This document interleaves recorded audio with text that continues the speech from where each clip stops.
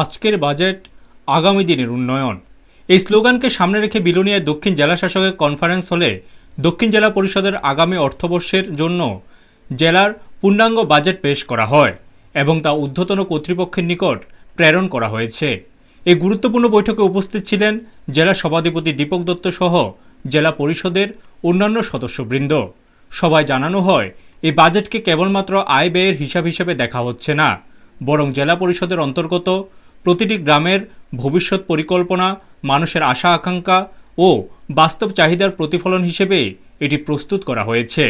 শিক্ষা, স্বাস্থ্য, পানীয় জল, গ্রামীণ সড়ক, কর্মসংস্থান এবং সামাজিক পরিকাঠামো উন্নয়নের প্রতিটি গুরুত্বপূর্ণ ক্ষেত্রকে সমান গুরুত্ব দিয়ে এই বাজেট প্রণয়ন করা হয়েছে বলে সবাই উল্লেখ করা হয়। বক্তব্য রাখতে গিয়ে জেলা সভাধিপতি দীপক দত্ত বলেন, আমাদের জেলা পরিষদের মূল লক্ষ্য হল স্বচ্ছতা ও জবাবদিহিতা নিশ্চিত করা। জনগণের অংশগ্রহণমূলক পরিকল্পনার মাধ্যমে উন্নয়নকে আরও গতিশীল করা হবে। তিনি আরও জানান, বাজেট প্রণয়নের সময় গ্রাম স্তরের সদস্যা ও প্রস্তাবকে বিশেষ গুরুত্ব দেওয়া হয়েছে, যাতে উন্নয়নের সুফল প্রত্যন্ত এলাকার সাধারণ মানুষের কাছেও পৌঁছায়। সার্বিকভাবে বলা যায়, এই বাজেট শুধুমাত্র একটি প্রশাসনিক প্রক্রিয়া নয়, বরং দক্ষিণ জেলার আগামী দিনের উন্নয়নের রূপরেখা। এখন দেখার বিষয়, এই পরিকল্পনাগুলি কতটা কার্যকরভাবে বাস্তবায়িত হয় এবং সাধারণ মানুষ কতটা উপকৃত হন। ব্যুরো রিপোর্ট, নিউজ তৎকাল 24। সম্মানিত সদস্যগণ জেলা পরিষদের, আজকের আমাদের এই যে পঞ্চায়েত বাজেট অধিবেশন 2026-27, আমাদের যে থিম আজকের বাজেট আগামীর উন্নয়ন, এই দক্ষিণ ত্রিপুরা জেলা পরিষদের সমস্ত পঞ্চায়েত সমিতির যে বাজেট গত 1.5 মাস ধরে চলছিল, সেটা আমরা পেয়েছি।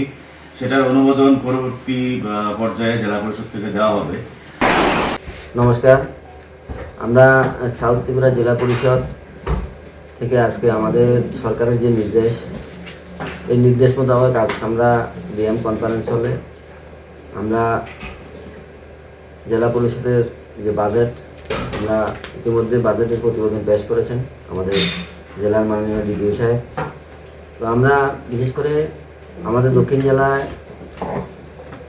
জেলা পরিষদ থেকে আগামী আমরা 26-27 অর্থবর্ষের যে বাজেট, এই বাজেটের উদ্দেশ্য হলো গ্রামের স্বপ্ন, চাহিদা ও অগ্রগতির প্রতিচ্ছবি। এটা শুধু একটা আয় ব্যয়ের হিসাব নয়, এটা আমাদের এই জেলার অধীন যতগুলি পঞ্চায়েত রয়েছে এগুলি উন্নয়নের একটা প্রতিচ্ছবি। আমাদের জেলা পরিষদের যে লক্ষ্য, এটা হলো আমাদের পঞ্চায়েতগুলোর মধ্যে স্বচ্ছতা ও জবাবদিহি নিশ্চিত করা, জনগণের অংশগ্রহণমূলক পরিকল্পনা বাস্তবায়ন করা। বিগত অর্থবর্ষগুলিতে যেভাবে আমরা আমাদের পরিকল্পনা ছিল, তার সাথে সামঞ্জস্য